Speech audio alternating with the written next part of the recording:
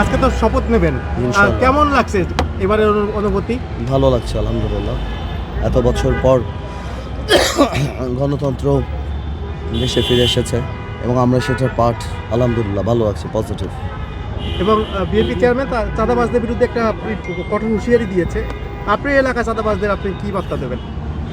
চাঁদাবাজ কেন, সব ধরনের সন্ত্রাস, চাঁদাবাজ, নৈরাজ্যের বিদ্রোহী, জিরো টলারেন্স ইনশাআল্লাহ। ঠিক আছে, থ্যাংক ইউ।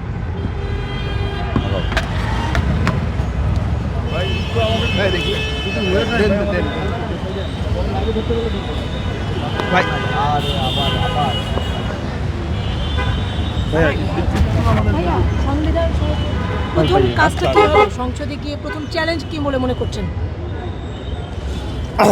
চ্যালেঞ্জ সেরকম না, আমি মনে করি 17 বছর নন ডেমোক্রেটিক যে প্র্যাকটিসটা ছিল, সেটাতে ডেমোক্রেসি ইজ প্র্যাকটিস, ডেমোক্রেসিতে ফিরিয়ে নিয়ে আসাটাই আমাদের সবার চ্যালেঞ্জ, সমষ্টিগতভাবে আমাদের সবারই চ্যালেঞ্জ।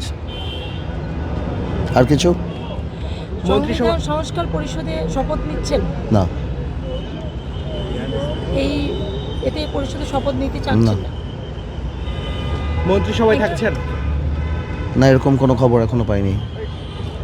আপনি তো তরুণ মানুষ, তরুণদের জন্য কি থাকবে? থাকবে যে এখন তো একটা ভালো সময় আসছে, ডেমোক্রেসি ফেরত আসছে, পলিটিক্সের ব্যাপারে কনসার্ন হওয়া উচিত। সব কিছুর বাইরেও পলিটিশিয়ানদের প্রতি যে বা পলিটিক্সের প্রতি যে একটা নেগেটিভিটি ছিল, আমার মনে হয় তরুণদের আস্তে আস্তে সেখান থেকে পলিটিক্সের দিকে পজিটিভ অ্যাটিটিউড নিয়ে আসা উচিত। ঠিক আছে, thank you. Thank you. Thank you.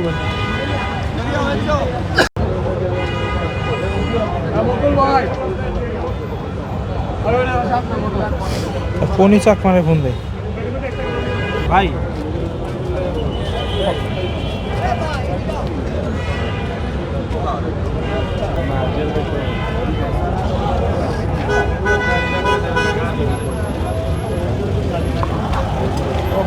ঠিক আছে।